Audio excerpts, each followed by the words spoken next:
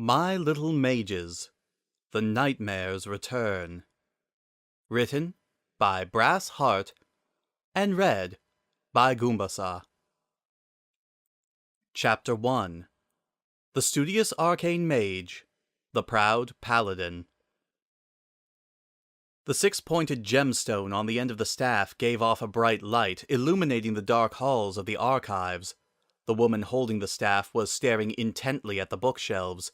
She was a young woman, around 20, and just by looking at her pale skin, it was obvious that she didn't get outside very much.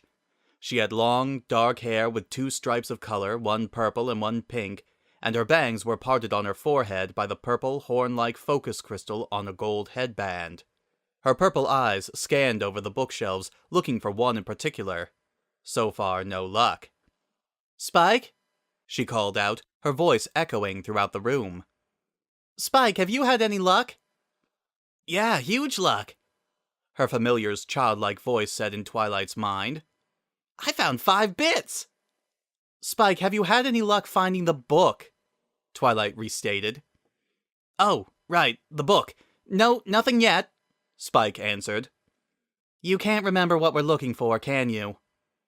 "No." Twilight sighed. "We're looking for a book. Shocker. Very old. I never would have guessed. Spike, drop the sarcasm." "Okay, sorry." "Anyway, we're looking for Delphi's Log of Prophecies. It was written by Delphi, the greatest oracle since the days of..." Twilight stopped her impromptu lecture when one of the books on the shelves caught her eye. "Never mind, I think I found it." "Really? So, can we go back to the tower?" Spike asked, suddenly appearing at Twilight's side. Spike was her familiar, the very same baby dragon she had hatched in order to be accepted into the school of Magi. Besides the purple scales and green spines, he was almost indistinguishable from a common iguana, a fact that annoyed him greatly. Since he wasn't old enough to be able to speak yet, he had to telepathically relay to Twilight exactly what he wanted her to tell people who confused him for an iguana. "No, Spike. If I took this book out of the Royal Archives, I'd be lucky not to get executed," Twilight said, carefully pulling the book off the shelf. Twilight blew gently on the front cover, and dust plumed off of it. After a little more dusting, the design on the front cover was visible. A coiled emerald snake. "This is definitely it. That's Delphi's emblem," Twilight said. She slowly opened the book, almost wincing at the sound of the cracking leather binding. "Oh, the princess would kill me if this got damaged." "Twilight, the princess probably doesn't even remember this place exists," Spike said. "Of course she does, Spike. The princess knows everything," Twilight said. Twilight turned the first page, letting out a groan. "Oh great, the ink is all messed up. I can barely read it." "What a pity. Can we go now?" "No, Spike. I can still make out some of it," Twilight said, turning the page again. She scanned over the pages, looking at the words that had not been worn away by the decades. If she was lucky, then what she was looking for would still be in good condition. After several fruitless minutes of reading, Twilight came upon a page where the words were legible. She grinned. "I found it," she announced. "The Nightmare's Return." "What's so important about this prophecy again?" Spike asked. "Just listen to it. In the prison's 1000th year, round the moon 4 stars appear. Before sunrise on the longest day, these 4 stars shall open the way. A nightmare shall fall from the moon, and eternal night shall be her boon." Damn, the rest is too faded to read. But look, Spike. A nightmare shall fall from the moon. This is it, the proof we need, Twilight said excitedly. "Hey, what about that last line? I can kinda make it out," Spike said, pointing with one purple claw. Twilight looked at the line he was referring to. "The sun shall rise, the nightmare shall fall, when the last light in the dark answers harmony's call." What does that even mean? Twilight wondered. She shook her head. It doesn't matter. What's important is that we get this information to the princess immediately. Spike, take a letter." "Why do we have to do this now?" Spike whined. "Honestly, Spike, do you listen to anything I say?" Twilight asked, rubbing her eyes. Well, you know that the summer sun celebration is tomorrow, right? Yeah? And do you know what the summer sun celebration's purpose is? To celebrate the summer solstice. Good. And do you know what recently showed up that has been confusing astrologists? You know I don't pay attention to any of that. 4 stars, Spike. After the winter solstice last year, 4 stars suddenly appeared out of nowhere, and they've been getting closer and closer to the moon ever since. Now does it make sense? Spike stared at her. He shook his head. You are impossible, you know? Twilight asked, resisting the desire to bash her familiar's head in with an encyclopedia. I know. You said you wanted me to write a letter, Spike reminded her. Oh, right, Twilight said. Spike hiccuped out a burst of green flames, and a scroll of parchment and a quill fell into his claws. Ahem. Dear Princess Celestia. Ahem.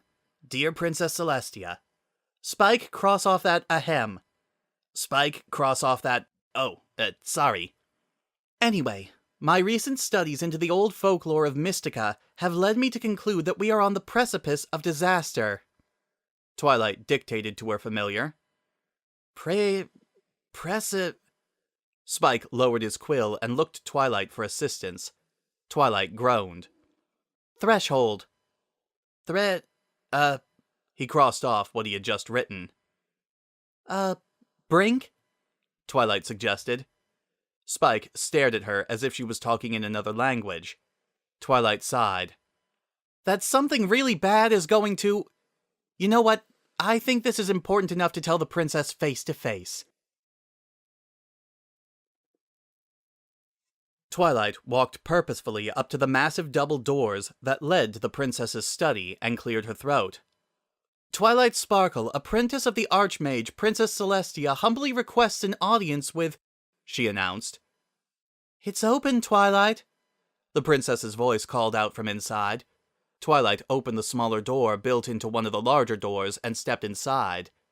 Princess Celestia, the tall, beautiful woman with multicolored hair floating in the air, looked up from her paperwork as Twilight entered. We've been over this before, Twilight, she said, setting her quill aside. My doors are always open to you. Yes, Celestia, Twilight said, catching herself from referring to her teacher too formally. It's all right. Come, have a seat, Celestia said, motioning to the space in front of her desk. At her unspoken command, a simple chair rose up from the floor. Would you like some tea? No, thank you, Twilight said, sitting down. I have something urgent I need to talk with you about regarding tomorrow. Spike leapt from her shoulder to Celestia's desk, making a beeline for a small jar of crystals that Celestia kept solely for her student's familiar. You have the day off tomorrow, Twilight, and I'd love it if you could attend the festivities in town with some of your classmates, Celestia said, pouring herself a steaming cup of tea. I don't think that the festivities will be happening tomorrow if what I've discovered is true, Twilight said morbidly. Celestia lifted a questioning eyebrow, signaling for Twilight to elaborate as she puffed on her tea to cool it down. In my recent studies of Mystica's folklore, I took an interest in one story in particular, the story of Nightmare Moon. The handle on Celestia's teacup shattered. Twilight very quickly caught the teacup in her magical grip before it could spill all over the princess's lovely dress. Oh, terribly sorry about that, Celestia said, taking the cup from Twilight's telekinesis and setting it on the table. They, just don't make them like they used to, do they? No, I guess they don't, Twilight said. Celestia, you're shaking. Celestia grabbed her wrist to make her hands stop shivering. Well, I've been working almost all through the night. Of course my hands would be tired, she said. Which reminds me, Twilight, I have a very important assignment for you. That's not important. Princess, I have reason to believe and evidence to prove that Nightmare Moon is going to return tonight, and... Twilight stopped talking when Celestia held up a hand to silence her. Nightmare Moon, she said, is a fairy tale. Nothing more. But every prophet for the past 500 years predicted her return at least once. Even Delphi predicted it, and her prophecies have a 100% accuracy rating, Twilight said. Nobody is perfect, Twilight. Nightmare Moon does not exist.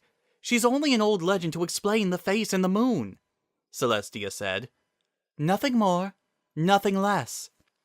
But, Twilight Sparkle, I will hear no more on this subject, Celestia said forcefully, stopping her apprentice's argument in its tracks.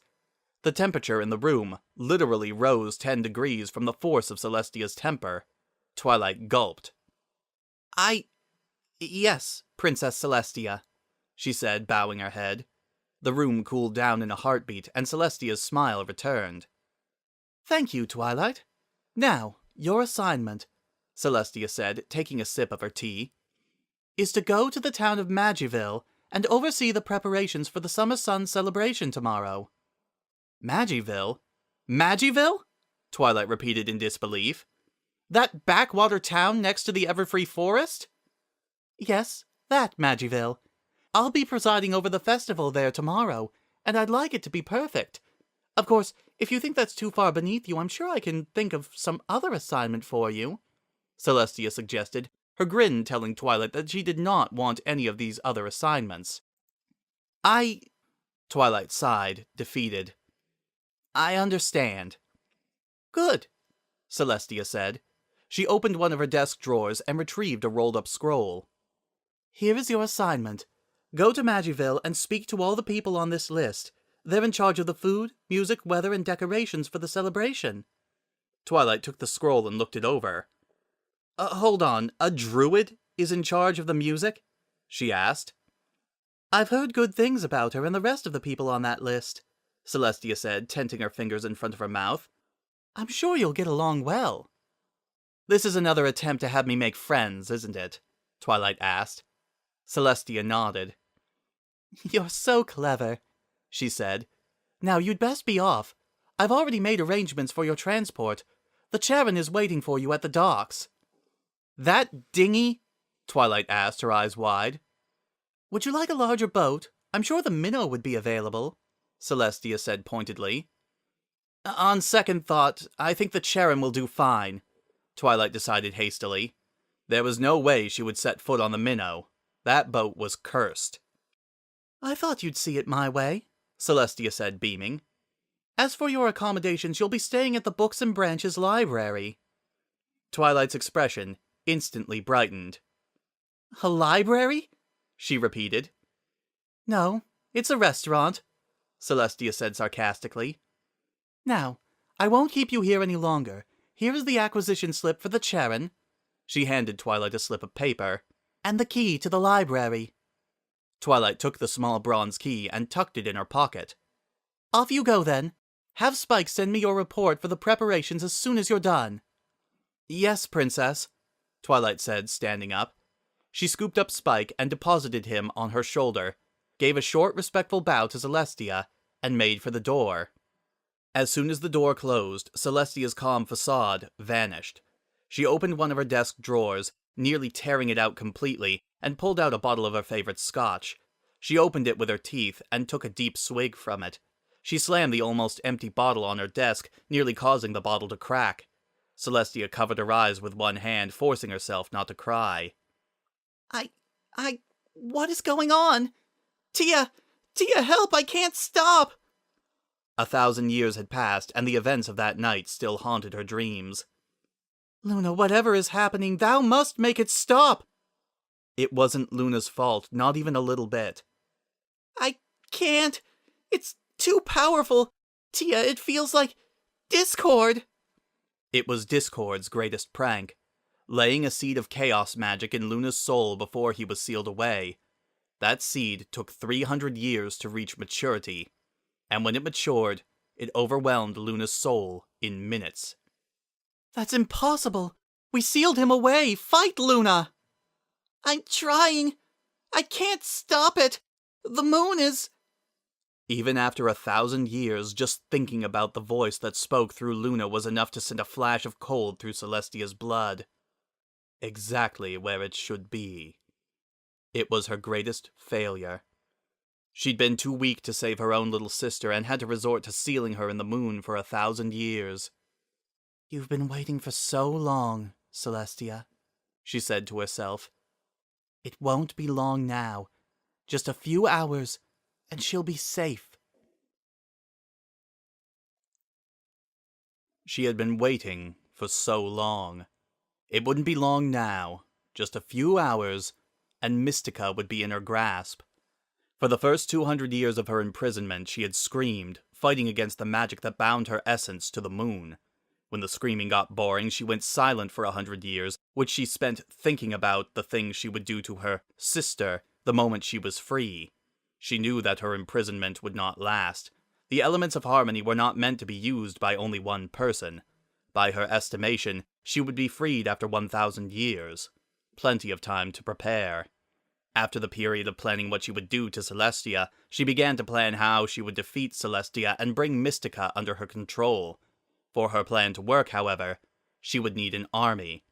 And so she spent the next 582 years pushing against her bindings, weakening them little by little. Finally, in the 894th year of her imprisonment, she had finished making a tiny hole in the bindings. She found people disgruntled with Celestia's rule, and visited them in their dreams, promising to teach them powerful, ancient magic in exchange for their loyalty and the loyalty of their descendants. They became her agents, carrying out her will and gathering their strength for her return. Their numbers were few, secrecy was important, but they were strong and loyal. They would gain many allies in preparation for the coming war, the last of the crypt stealers, the wolves, the criminals, the mercenaries, all willing to fight under her command. She would be ready. Mystica would fall before the might of Queen Luna. In Mystica, there are two types of boats. Boats that navigate the seas, made of regular wood, and boats that navigate the air, made of magical float wood. The Charon was part of the latter group. It was the smallest member of the princess's private fleet, being a simple dinghy, but it was of expert craftsmanship, and could easily outmaneuver any larger galleon or frigate. It was fast, dependable, and in the hands of a skilled pilot, would never fail. Twilight Sparkle, unfortunately, was not a skilled pilot. I mean, really, she didn't even give me a chance to explain myself. Twilight, look out for that mountain! I spent almost 3 months researching those old stories, and she didn't even let me talk about it for 3 minutes. Twilight, left, left! The Charon swerved, narrowly avoiding a collision with a mountain. I looked through archives in Camelot, Stalingrad, and Nottingham, found first-hand reports of Nightmare Moon, and she dismisses it as a story. Can we talk about this when we're on solid ground, please? Spike begged, his claws dug into the mast. Oh, stop whining, Spike, we're almost there, see? Twilight said, pointing off into the distance. A bell tower could be seen sticking out of the tree line. Sweet Apple Cathedral, our first stop. Twilight, geese! What geese? A second later, Twilight became the third person in Mystica's history to be knocked upside the head with a live goose. She blacked out for an instant and accidentally pushed down on the tiller, forcing the Charon into a nosedive. Thankfully, the goose was able to quickly recover from flying into Twilight's noggin and rejoined his formation, honking irritably. Twilight, wake up, wake up! I don't want to die because you got hit by a stinking goose! The 413th digit of pi is 5, Twilight said groggily, returning to consciousness. Twilight, pull up, pull up! Spike screamed. Twilight lifted her head and looked at the trees that they were on a collision course with. Oh, apple trees, she said. Scientific name Malus domestica, one of the major crops of southern Mystica. Twilight blinked, clearing her mind. Oh, and we're heading straight for them. I'm too cute to die, Spike wailed. Twilight pulled up sharply on the tiller, causing the Charon to pitch upwards. There was the sound of cracking branches as the Charon brushed over the trees. After a few moments of ascending, they were back at a comfortable altitude. Twilight leveled the Charon and brought it to a halt in midair, letting out a sigh of relief. Well, that was fun, she said dryly. When we get back to Canterlot tomorrow, we are hitching a ride on the Alicorn, Spike said. There is nothing that can make me set foot in a boat that you're piloting ever again. Spike, it's not my fault that those geese flew into us, Twilight said, setting the Charon back into motion at a slight descent. In a minute, the dinghy was hovering above the ground in front of Sweet Apple Cathedral. Oh, thank the goddess, to feel the ground beneath my claws again, Spike said dramatically, yanking his claws out of the mast with a loud pop. Twilight rolled her eyes as she held out an arm for Spike to climb on. Sweet Apple Cathedral was surprisingly small for a cathedral and lacked the elegant decorations that Twilight would expect from one. There was only one large stained glass window above the doors, and for some reason, it prominently featured an apple instead of a depiction of the goddess. Looking around, Twilight noticed that the branches in the orchard were heavy with apples. Not hard to guess what kind of food's going to be at the festival, Twilight said, vaulting out of the boat. Bleh, apples, Spike said, making a face of disgust. I'd rather have meat, or crystals. I know you would, Spike, Twilight said. She clicked her fingers, and a heavy leather-bound book appeared in her hands, flipping open to an empty page of its own accord. Twilight lay a hand on the hull of the Charon and focused her magic, causing the purple horn-like focus crystal on her forehead to glow. The Charon began to glow a bright white, then disappeared, leaving no trace it had ever been there. Twilight's book began to glow as well, and when the glow faded, the formerly empty page it had been opened to now had an illustration of the Charon. Twilight closed the book with a heavy clap, and it disappeared. All right, the Charon's stowed away in my tome, so we can get on with our business, she said, pulling Celestia's scroll from her packet. We're supposed to be looking for the cathedral's paladin, Applejack. You found her, an accented voice said from behind Twilight, causing her to jump and nearly drop the scroll. The owner of the voice was a young woman around Twilight's age, with tanned, freckled skin, blonde hair in a low ponytail, and green eyes. She was dressed in a red leather overcoat, with bronze armor at her hips, on her shoulders, and upper torso. A paladin, if Twilight had ever seen one. Easy now, didn't mean to scare ya, the paladin said, holding up her hands. I wasn't scared, Twilight lied. I just felt like jumping. Just like you felt like dropping in unannounced in your fancy sky boat? The paladin asked. My apologies, I was under the impression that I was being expected, Twilight said. My name is Twilight Sparkle from the Royal Court of Camelot. I'm here to check up on preparations for the Summer Sun celebration. The paladin stared at her, her green eyes narrowed. Twilight looked her straight in the eye, doing her best to stand her ground against the sheer force of the paladin's stare. After a few seconds, the paladin's eyes softened, and she smiled. Well, you seem like a nice enough gal, she decided. She grabbed Twilight's hand, shaking it vigorously with a grip that Twilight was certain could crush stone. Name's Applejack, paladin here at Sweet Apple Cathedral. Pleased to make your acquaintance, Twilight. Likewise, Twilight said, her entire body shaking from Applejack's handshake. When Applejack finally let go, Twilight started rubbing her hand to get some feeling back. I'm just here to check up on the food preparations. I take it they're going well?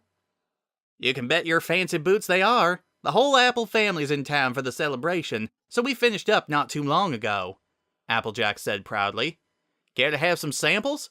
You caught us in the middle of lunch, but you're welcome to join us if you like. That's very kind of you, but I don't think that... Don't worry none, you won't be a bother, Applejack said, ignoring Twilight's complaints. She grabbed the other girl and dragged her off, leading her behind the cathedral. The Apple family is always glad to have guests. Twilight's jaw almost dropped at the sheer number of people sitting around a massive, food-laden picnic table. There were dozens of them, all wearing the armor of paladins or the robes of clerics, and they were all talking, eating, laughing, and generally enjoying the company of their family. Up and at 'em, everyone, we got guests, Applejack announced, slapping Twilight on the back and almost knocking her off of her feet. The Apple family fell silent and turned as one to look at the newcomer. This here's Twilight Sparkle, here from Camelot to check up on the festival preparations. Say hi, everybody. There was a cacophony of mixed greetings from dozens of mouths, all of them friendly. Hello, Twilight said, feeling a bit nervous from being the sole focus of attention. It's nice to meet you all. Aw, you can't say you've met him until we've gotten some introductions, Applejack said, pushing Twilight towards the table. She took a very deep breath and walked Twilight past the numerous relatives, naming each of them. This here's Apple Fritter, Apple Bumpkin, Apple Cobbler, Red Gala, Red Delicious, Golden Delicious, Caramel Apple. As they were introduced, each member of the Apple family reached over and gave Twilight a very firm handshake. Apple Strudel, Apple Tart, Apple Turnover, Baked Apples, Apple Cider, Apple Brioche, Apple Cinnamon Crisp, Apple Pie, Brayburn. Twilight was fairly sure that her shoulder was going to be dislocated by the time the introductions were over. Honeycrisp, Cortland, Fuji, Ginger Gold, Jonathan, Pacific Rose, Paula Red, Wealthy. Applejack finally took another breath. There were only 3 people left now. Big Macintosh. The largest man Twilight had ever seen, wearing what looked like cleric robes, with the addition of several pieces of armor. Thankfully, for all his muscle, he seemed to have some control over his grip. Apple Bloom. A cute little girl with red hair, probably around 10, wearing plain clothes instead of armor or robes. She probably didn't have a specialization yet, but considering the majority of the Apple family, Twilight could guess that this would be a holy-type magic. And the Bishop of Sweet Apple Cathedral, Granny Smith, Applejack announced, standing next to the large armchair at the head of the table. The wrinkled old woman, wearing the clothing of a bishop, snored. Wait, Bishop Smith? The Bishop Smith?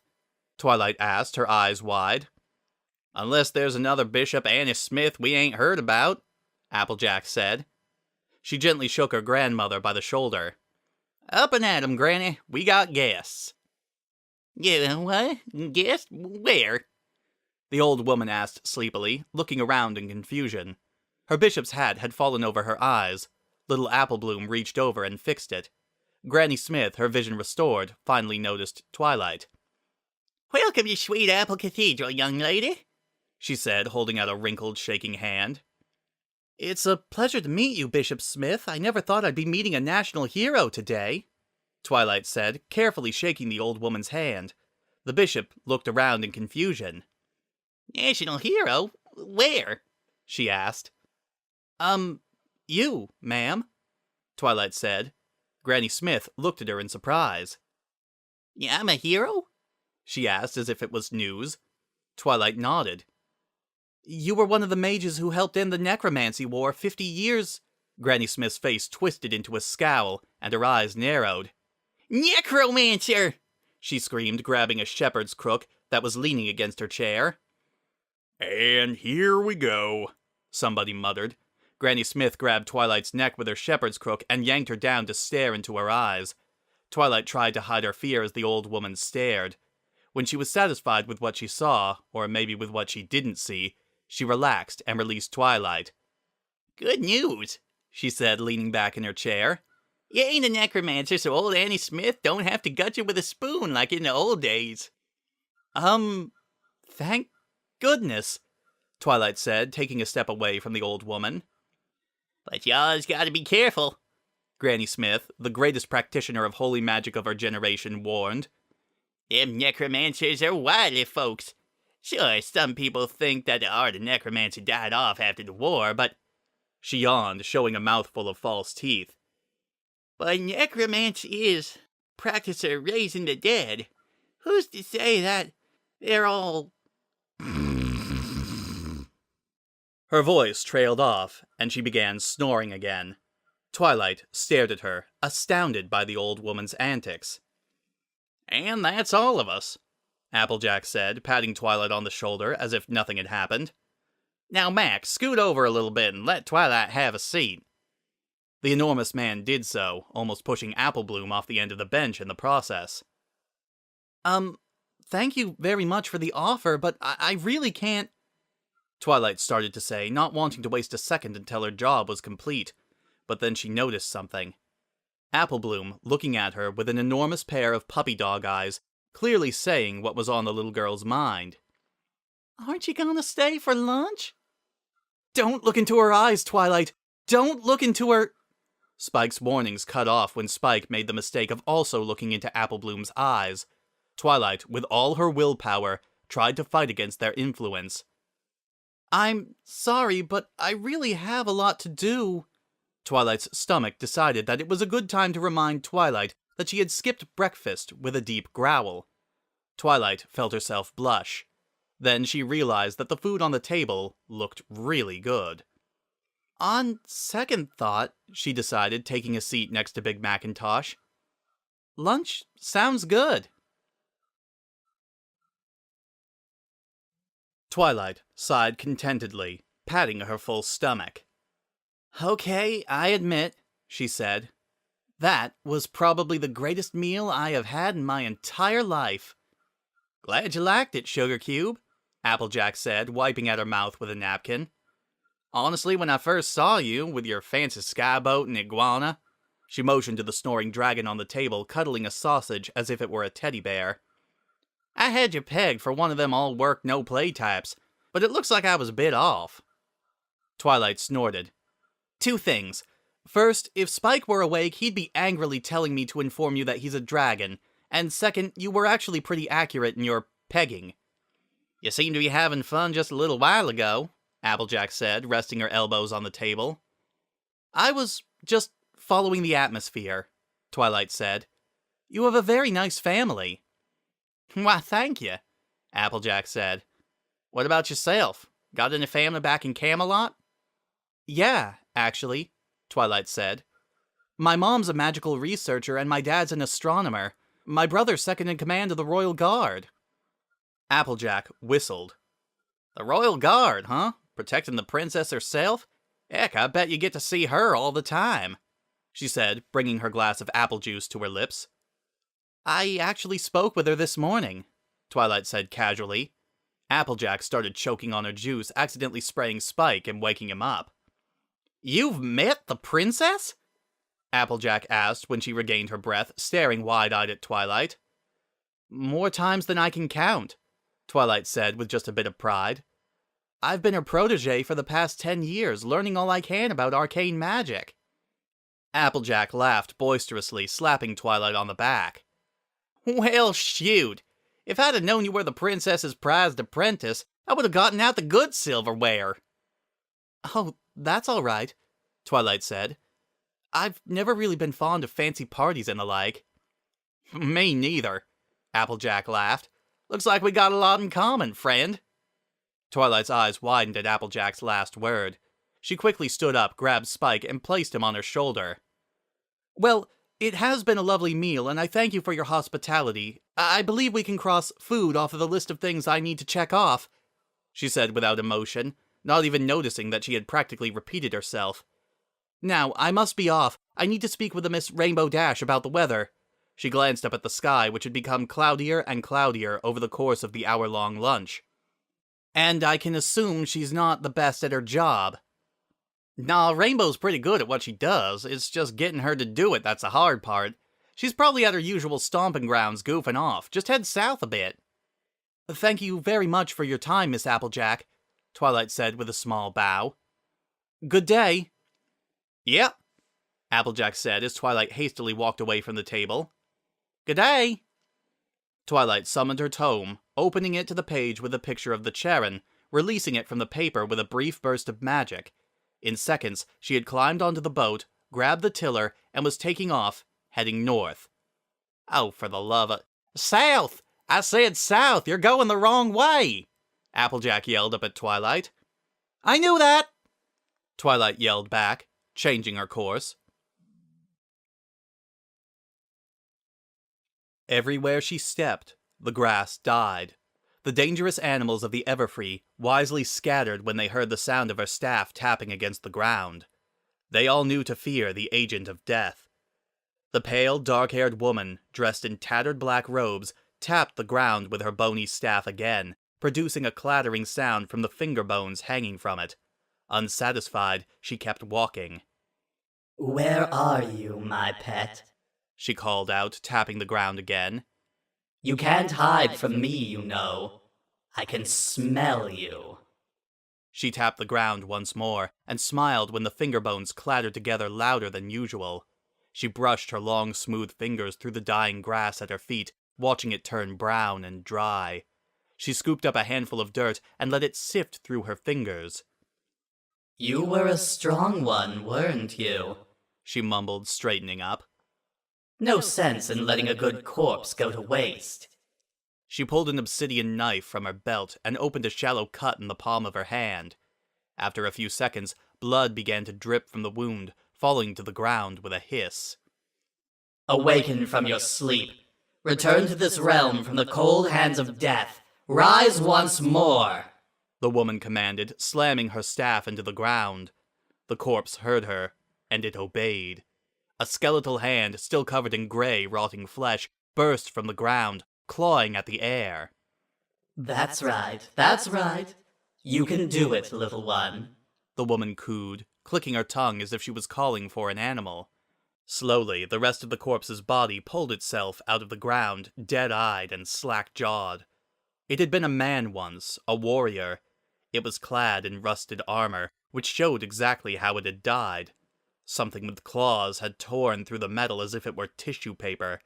The corpse moaned as it stood on legs that were not supposed to be able to support its weight anymore, towering over the pale woman. Well, aren't you a handsome fellow? The woman said, stepping toward the standing corpse. You must have been quite the looker when you were alive. She stroked the corpse's jaw and quickly retracted her hand when it tried to bite her. No, she said. Bad, minion, bad! You do not bite your master! I have no master, the corpse said with a rotted tongue. It pulled its once shining sword out of its scabbard. Oh goodness, you actually think you have free will, don't you? The woman asked, rubbing her green eyes. Stupid corpse. You're no human anymore, you're an undead, you do not— The corpse groaned and ran the woman through with its sword. Have any free will. I brought you back from the dead, and you serve me, understand? The woman said, not stopping even when she was pierced by a rusty sword. She glanced down at her stomach. Aren't you a naughty one? Looks like I'm going to have to teach you a little lesson. She set a palm on the undead's breastplate. I am the one in charge here, she said, and her hand burst into green flames. The undead screeched as the flames spread over its body, trying desperately to pat out the flames, but they continued to burn. The woman pulled the sword out of her body and tossed it away. Now, what do you say to me? Forgive! The undead cried, crumpling to the ground as its entire body was swallowed by the flames. Forgive! I think you forgot to add something, the woman sing-songed. Forgive, master! The undead wailed. The woman smiled cruelly and clicked her fingers. The flames disappeared, but the undead stayed on the ground, curled up in the fetal position and whimpering pitifully. The woman put a bare foot on the undead's neck. Say the name of your master, she ordered. The undead opened its mouth and spoke one word. Chrysalis. Chrysalis, the necromancer of the Everfree, smiled and removed her foot from the undead's throat. Good boy, she said. Stand. The undead obeyed her without hesitation, standing up with its head bowed. Its free will was truly gone now, burned away, leaving behind a walking husk. That's right. Now come, Chrysalis beckoned. The queen requires more soldiers for tonight, and this forest— she sniffed the air— is ripe with the dead. To be continued.